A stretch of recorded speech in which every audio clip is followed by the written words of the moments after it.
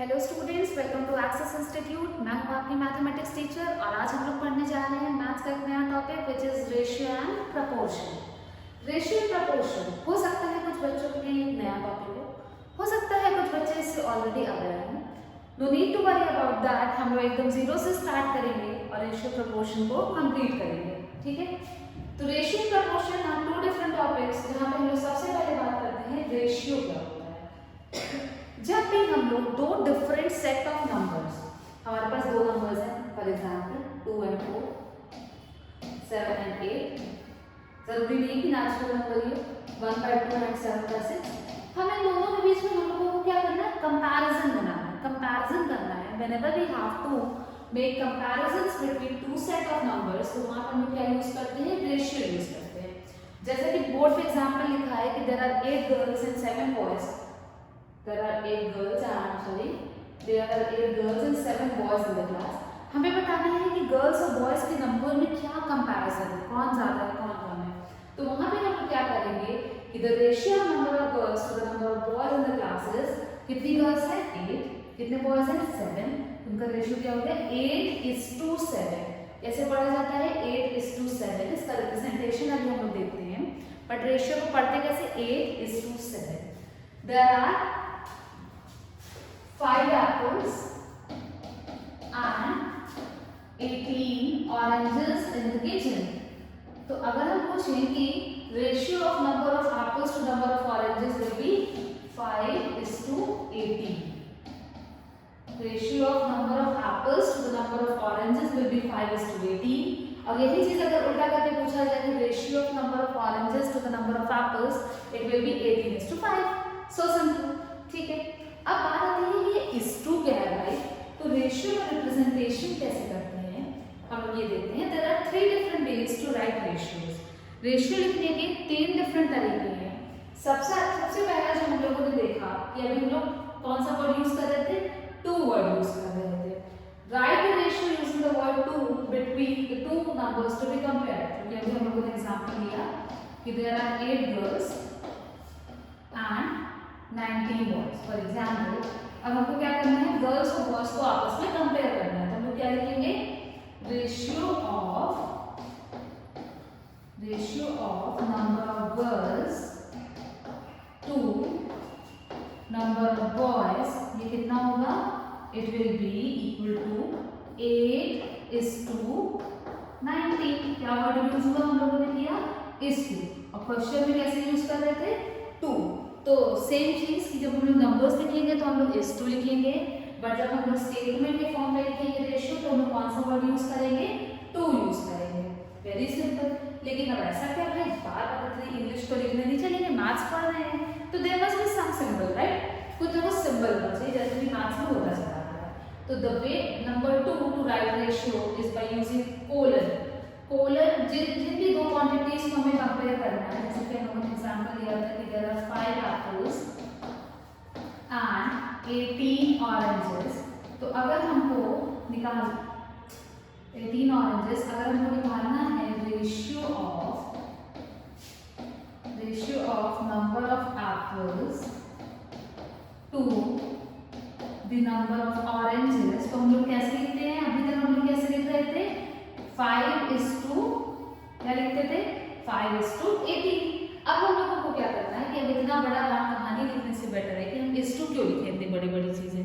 हम S2 की जगह पर क्या यूज करेंगे, we use सिंबल कोलन, 5:18। ये हो गया हमारा रेशियो। तो जो मोस्ट इंपॉर्टेंट रिप्रेजेंटेशन है ना, वो यही है। आपको कभी भी क्वेश्चन आप देखिएगा कि अगर आपके पास कभी उसको स्क्वायर है, ट्रायंगल है, उसकी साइड्स का रेशियो आपको दिया रहता है, तो रेशियो जब भी आपको कोलन दिखे आप समझ जाइएगा वो रेशियो है।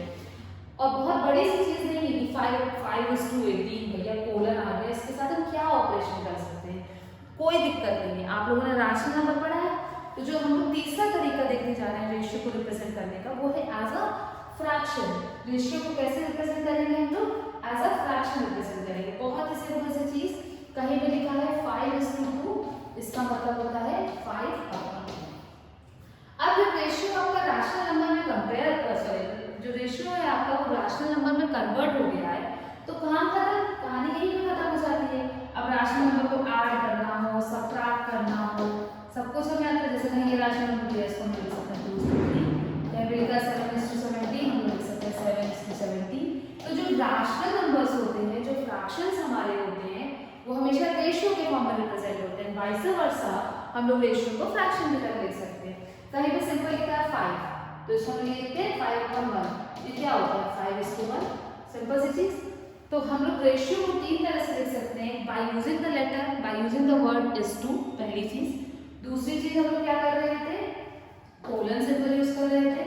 और तीसरी चीज हम लोग क्या कर रहे हैं, एज अ फ्रैक्शन। तो तीन चीजें हो गई, एक हम लोग (is)to वर्ड यूज करते हैं, दूसरा हम लोग या तो कोलन यूज करें, और तीसरा हमारा क्या है, रेशियो को हम लोग फ्रैक्शन के फॉर्म में रिप्रेजेंट करें। ये तीन चीजें हैं हमारे पास रेशियो को रिप्रेजेंट करने की। अब बात आती है रेशियो होता क्या है, मतलब व्हाट डज रेशियो रिप्रेजेंट्स। मान लीजिए कि आपके पास एक पिज्जा है, ठीक है, एक पिज्जा है, उसकी कितनी स्लाइसेस हैं, 4 स्लाइसेस हैं। हमारे 4 स्लाइसेस हैं टोटल, ये टॉपिंग्स, पिज्जा की टॉपिंग, ठीक है। आप आए, हाफ ऑफ द पिज्जा किसी ने खा लिया, पिज्जा कितना बचा, 2 स्लाइस बची, 2 स्लाइस खा लिया। टोटल कितनी स्लाइस थी, 4, कितनी स्लाइस खा लिया, 2। तो ये क्या हो गया आपका पिज्जा, रिमेनिंग पिज्जा। 4 में से 2 स्लाइस बची है, तो इसको हम लोग 2:4 भी लिख सकते हैं, इसको हम लोग फ्रैक्शन के फॉर्म में भी रिप्रेजेंट कर सकते हैं। और ये होता है हमारा रियल यूज ऑफ रेशियो, कि जब हमारे पास कुछ क्वांटिटी होती है, उसका हम लोग थोड़ा सा पोर्शन खत्म कर दिए, कुछ खराब हो गया, कितना रिमेनिंग पोर्शन है, उसको बोलते हैं रेशियो। आपके पास एक शीट थी कपड़े की, स्ट्रेट कहते हैं, आपके पास एक चार्ट पेपर था, ठीक है, उसके आपने क्या किए 6 लाइन्स, 6 पीसेस की, राइट, 6 पीसेस है आपके पास। यहाँ पे आपने 3 पीस को, 2 पीस को येलो कलर कर दिया, ठीक है, चलो, एक पीस को रेड कलर कर दिया, एक पीस को ब्लू कलर कर दिया, एक पीस को व्हाइट कलर कर दिया, 2 पीस को व्हाइट कलर कर दिया। अब अगर आपसे क्वेश्चन में पूछा जाए कि इसमें कितने पीसेस है, आपके लिए 6 पीसेस है, ठीक है, कितना येलो, कितना पोर्शन इसका येलो है, तो हम क्या करेंगे, पोर्शन ऑफ येलो कलर, कितना पोर्शन येलो है, आउट ऑफ 6 आप कितना येलो है, 2/6 लिख सकते हैं। Portion of red colour, out of 6 कितना रेड है, एक रेड, 1/6 लिख सकते हैं। तो ये सारे रियल लाइफ एग्जांपल्स हैं आपके, जहाँ पे आप इसको रेशियो में लिखिए या फ्रैक्शन में लिखिए, या आप सब वर्ड यूज करिए (is)to वर्ड, ठीक है। तो (is)to वर्ड तो उतना यूज नहीं होता, वो सारी चीजें हमें क्वेश्चंस में मेंशन कर रही थी, तब हम लोग (is)to लेके चलते हैं। एल्स हम लोगों का मेन मकसद ये होता है कि हम फ्रैक्शन तक पहुंच जाए, और अगर आप फ्रैक्शन तक पहुंच जाते हैं तो हमारा काम आसान हो जाता है भाई, क्योंकि रैशनल नंबर हम लोग सब पढ़ चुके हैं, आराम से जैसे ही मिलेगा फ्रैक्शन हम लोग एडिशन, सब्ट्रैक्शन, मल्टीप्लिकेशन, डिविजन, जितने भी तरह के मैथमेटिकल ऑपरेटर्स होते हैं सब कुछ कर सकते हैं। तो ये हो गया हमारा रेशियो। अब जैसा कि हम लोगों ने कहा कि जहाँ पे भी रेशियो होगा, जहाँ पे भी कोलन वर्ड यूज होगा, सॉरी कोलन का सिंबल यूज होगा, हर जगह पे हम लोग क्या कर सकते हैं, फ्रैक्शन में उसको कन्वर्ट कर सकते हैं। एज सून एज रेशियो आपका एक फ्रैक्शन में कन्वर्ट होगा, रैशनल नंबर बन जाएगा, हम लोग उसको एडिशन, सब्ट्रैक्शन, मल्टीप्लिकेशन, डिवीजन उसके साथ कुछ भी कर सकते हैं। अच्छा, कहीं पे ये दिया है 7, सिर्फ 7 को कैसे हम लोग रैशनल नंबर में कन्वर्ट करें, पहले 7 को ले सकते हैं 7/1। अब आप सोचिए कि 7/1 है हमारा, तो 7/1 को हम लोग कैसे कन्वर्ट कर दें रेशियो में, मतलब हम लोग कैसे इसको कोलन सिंबल यूज कर दें, तो इसको हम लिख सकते हैं 7:1। नीचे कुछ नहीं है, रैशनल नंबर में नीचे जब भी कुछ नहीं होता है तो हम लोग मान के चलते हैं वहां पे क्या है नीचे, वहां पे नीचे 1 है, डिनोमिनेटर में 1 है। इस पूरे फ्रैक्शन को हम लोगों ने लिख दिया 7:1। ये हो गया हमारा रैशनल नंबर। वैसे बेसिकली हमें आ गया था कि रैशनल नंबर को कैसे रेशियो में कन्वर्ट करते हैं, बट इन केस अगर 1 है तो 1 छोड़ देंगे, कोई दिक्कत वाली बात नहीं।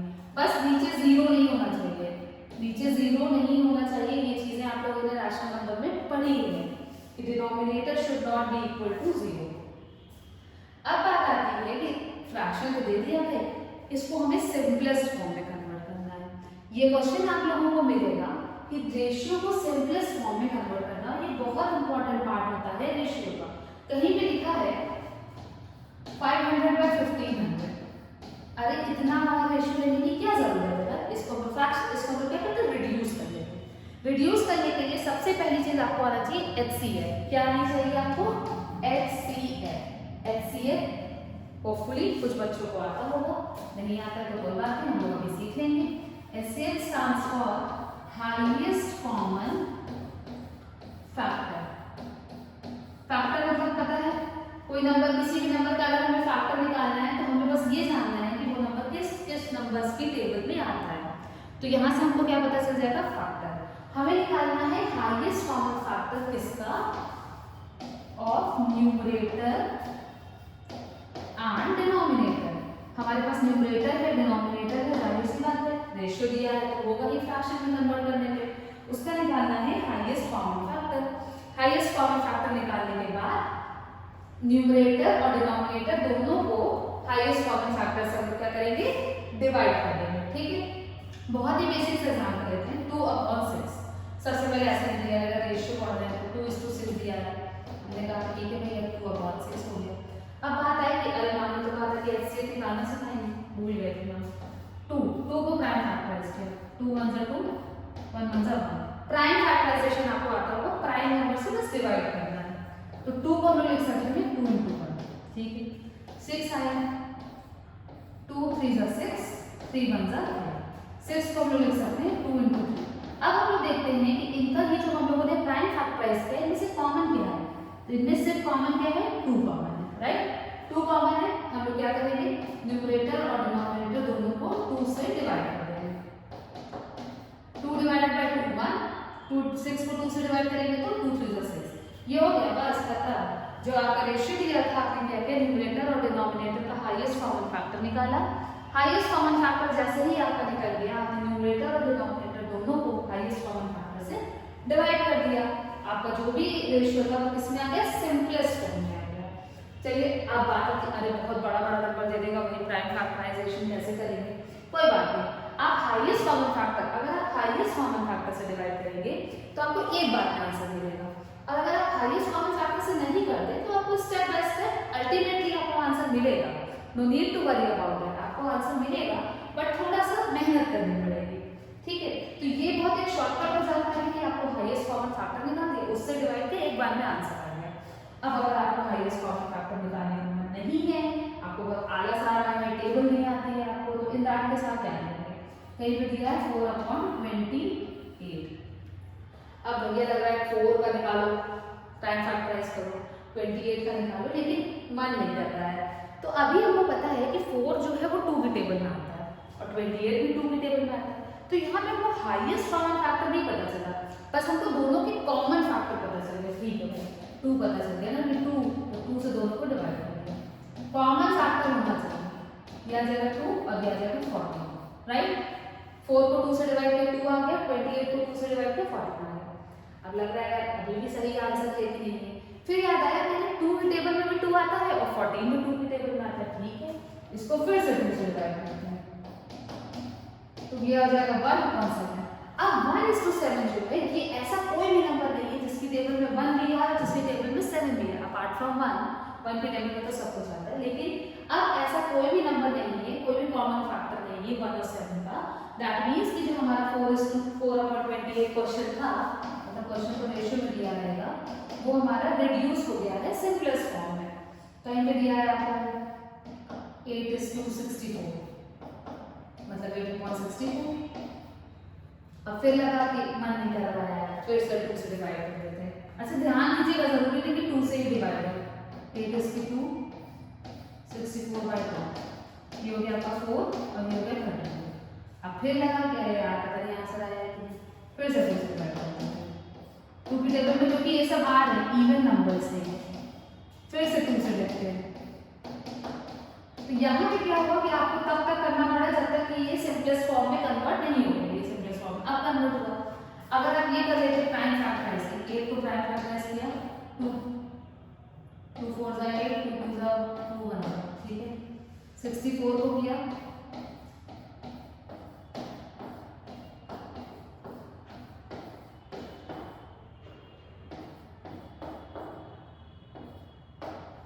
8 को हम लोग लिख सकते हैं 2 इंटू 2 इंटू 2, 64 को हम लोग लिख सकते हैं,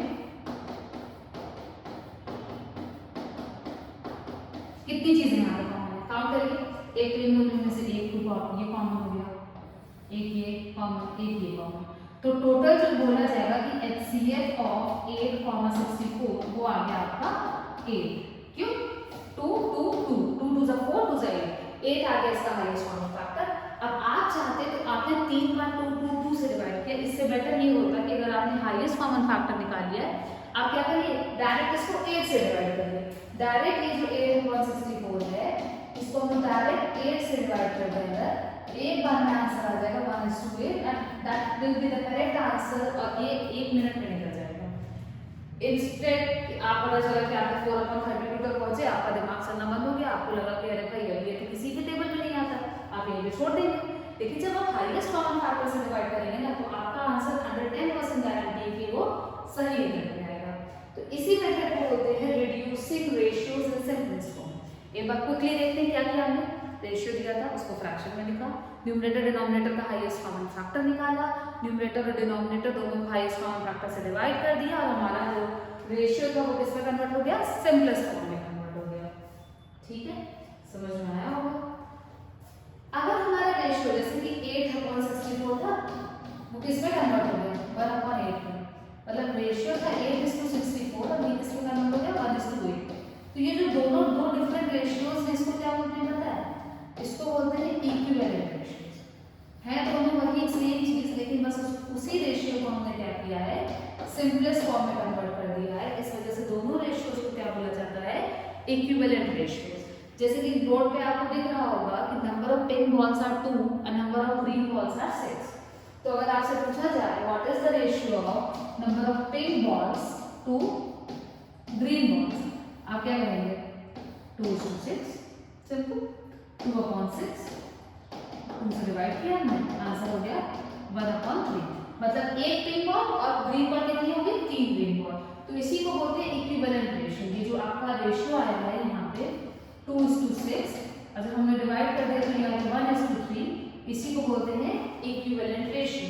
जब आपका रेशियो कोई बहुत बड़ा सा रेशियो दिया, उसको आपने डिवाइड किया हाईएस्ट कॉमन फैक्टर से, और जो रेशियो है वो कन्वर्ट हो गया हमारा सिंपलेस्ट रेशियो में, तो दोनों रेशियोज को क्या बोलते हैं, इक्विवेलेंट रेशियोज। ठीक है, ये भी समझ में आ गया। यहाँ पे देखिए इक्विवेलेंट रेशियोज का एग्जांपल, इक्विवेलेंट रेशियोज यहाँ पे किस चीज का निकाला है, स्टार/हार्ट का रेशियो निकाला है। ठीक है, स्टार/हार्ट का रेशियो। पहले वाले डायग्राम में 2 स्टार है, 1 हार्ट है, दूसरे वाले में 4 स्टार है, 2 हार्ट है, तीसरे वाले में 6 स्टार है, 3 हार्ट है। अब ये तो सिंपलेस्ट फॉर्म है, इसका कुछ नहीं किया जा सकता, लेकिन यहाँ पे हम लोगों को पता है कि 2 और 4 का हाईएस्ट कॉमन फैक्टर क्या होता है, 2 होता है। तो दोनों को हम लोगों ने 2 से डिवाइड कर दिया, या फिर 2:1, दोनों सेम हो गए। तो सेम होने का मतलब कि बोथ आर इक्विवेलेंट रेशियो। 3 और 6 का हाईएस्ट कॉमन फैक्टर 3 होता है, तो ये हो गया 2/1, ये भी हो गया इक्विवेलेंट रेशियो। तो यहाँ पे सिंपल सी बात यही है कि जब आपको रेशियो दिया है, आपने उसको सिंपलेस्ट फॉर्म में कन्वर्ट किया, सिंपलेस्ट फॉर्म में कन्वर्ट करने के बाद जो भी डिफरेंट तरह के रेशियो आ रहे हैं, सब क्या कहलाएंगे, इक्विवेलेंट रेशियो। जैसे कहीं पे लिखा है 4/2, 8/4, 18/9, ये सब इक्विवेलेंट रेशियो है। सबको आप कन्वर्ट करिए सिंपलेस्ट फॉर्म में, everything will come equal to 2:1। 36/18 है ना, 18 to 36 सेम चीज, 40/20, 90/45, ये सारे किसके एग्जांपल्स हैं, आपके इक्विवेलेंट रेशियोज के। आप सारे एग्जांपल्स नोट डाउन कर लीजिए। सबको क्या करिएगा, न्यूमरेटर डिनोमिनेटर का हाईएस्ट कॉमन फैक्टर निकाल के न्यूमरेटर और डिनोमिनेटर दोनों को जब डिवाइड करेंगे तो जो आंसर आएगा वो किसमें आएगा, सबका सेम आएगा। दैट मींस कि सारे रेशियो कैसे हो गए, इक्विवेलेंट रेशियोज हो गए। ठीक है, सो भी आपको समझ में आ रहा होगा। दूसरा एग्जांपल देखते हैं, ये क्या है आपका, जो भी है कोई फ्रूट्स है, ऑरेंजेस टू एप्पल्स। अगर इस एग्जांपल की बात करें तो ऑरेंजेस कितने हैं आपके पास, 6, एप्पल्स कितने हैं, 3। अगर आपसे पूछा जाए कि एप्पल्स और ऑरेंजेस लिखेंगे क्या 3/6 3 एप्पल या 6 ऑरेंज। यहाँ पे देखा जाए हमने क्या किया कि कुछ एप्पल्स और ऑरेंजेस मतलब ये शॉपकीपर के पास था, किसी ने कुछ खरीद लिया, बचा कितना 1 एप्पल और 2 ऑरेंज। अब अगर यहाँ पे आपसे पूछा जाए कि एप्पल और ऑरेंज का रेशियो कितना है, आप क्या कहेंगे? एप्पल है 2 सॉरी 1 ऑरेंज है 2, यहाँ पे 1:2, यहाँ पे 3:6 है। तो क्या जो शॉपकीपर था उसके पास जब स्टार्टिंग में जितने एप्पल्स ऑरेंजेस का रेशियो जो था और जो बचा रिमेनिंग एप्पल्स और ऑरेंजेस है उनका रेशियो है, क्या ये दोनों रेशियो बराबर है? जी हाँ बराबर है, इक्विवेलेंट है। वाई? क्योंकि जब आप 3/6 को इक्विवेलेंट सॉरी सिंपलेस्ट रेशियो में जब कन्वर्ट करेंगे तो it will come equal to 1:2। तो यही होता है हमारा इक्विवेलेंट रेशियो। ये था आपका next example of equivalent ratio. अब यहाँ पे जैसे पूछा जाए कि what is the ratio of green apples to the red apples, तो आपको सबसे पहले तो काउंट करना है। ग्रीन एप्पल्स कितने हैं? 3 है। रेड एप्पल्स कितने हैं? 1 2 3 4 5 6 7 8 9 है। हमसे पूछा था क्या? ग्रीन इज टू रेड का रेशियो। ग्रीन कितना है? 3 है। रेड कितना है? 9 है। आप यहाँ पे छोड़ देंगे तो हो सकता है आपके आंसर रिजेक्ट हो जाए, तो हम लोग क्या करते हैं इसको इसके highest common factor which will come equal to 3 से डिवाइड करेंगे, तो इसका आंसर आ जाएगा 1:3। तो green apples is to red apples का जो रेशियो होगा it will come equal to 1:3। ठीक है। अच्छा चीजें ये गलत नहीं है, बट एक तरीका होता है ना चीजों को लिखने का, वो यही है कि जब भी आपको रेशियो दिया है आप इसको सिंपलेस्ट फॉर्म में लिखिए। आगे बढ़ते हैं। यहाँ पे देखिए what will be the ratio of number of face emojis to the number of heart emojis. जैसे कि आप लोग देख सकते हैं कि फेस इमोजीज ये हैं और हार्ट इमोजीज हमारे ये हैं। तो सबसे पहले तो फेस इमोजीज काउंट करिए। फेस इमोजीज कितने हैं आपके? 4। हार्ट इमोजीज कितने हैं आपके? 6। आपको जो आंसर लिखना है वो किसमें लिखना है? सिंपलेस्ट फॉर्म में। तो फेस इमोजीज और हार्ट इमोजीज का आपको निकालना है ratio. Face emoji 4, heart emoji 6, reduce किया आंसर हो गया 4.3। तो रेशियोज को सिंपलेस्ट फॉर्म में ऐसे ही लिखा जाता है। अब यहाँ पे हमें रेशियो निकालना है, ये रेशियो का सिंबल है, शायद आपको कुछ कंफ्यूजन हो जाए कि ये किसी की आंख है, पर ऐसा कुछ नहीं है। आपको निकालना है किसका रेशियो? डायमंड्स और हार्ट्स का रेशियो। किसका रेशियो निकालना है? Diamonds and hearts. Diamonds count करते हैं चलिए 1 2 3 डायमंड्स और हार्ट्स कितने हैं आपके पास? 5 है। अब क्या बताइए ये 3/5 जो है 3:5 जो रेशियो आ रहा है क्या वो सिंपलेस्ट फॉर्म में है? तो हाँ वो सिंपलेस्ट फॉर्म में ऑब्वियसली, क्योंकि 3 और 5 का कोई कॉमन फैक्टर नहीं होता है अपार्ट फ्रॉम 1, तो ये हमारा सिंपलेस्ट फॉर्म में रेशियो आ गया 3:5। ठीक है। ये सब आपके किसके एग्जांपल हैं? रेशियो लिखने के अलॉन्ग विद दैट रेशियो को सिंपलेस्ट फॉर्म में कन्वर्ट करने का। यहाँ पे जो मैंने एग्जांपल लिया था पहले पिज्जा स्लाइस का, 4 स्लाइसेस पिज्जा की थी, पहले तो 2 स्लाइस थी, तो कितना बचा हुआ है? Out of 2 slices 1/2 is the remaining slices. ठीक है। रिमेनिंग पिज्जा है हाफ। 4 स्लाइस को 2 बच खत्म, तो रिमेनिंग हो गई 2/4, जिसको हम लोग लिख सकते हैं रिड्यूस फॉर्म में 1:2। सिमिलरली जब 8 स्लाइसेस थी और 4 कंज्यूम हो गए तो रिमेनिंग कितनी हुई? 4:8, जिसको आप लोग फिर से सिंपलेस्ट फॉर्म में लिखेंगे तो it will come equal to 1:2। तो ये सारे एग्जांपल्स किसके हो गए आपके? इक्विवेलेंट रेशियोज के। अब कुछ 1-2 क्वेश्चन और देख लेते हैं।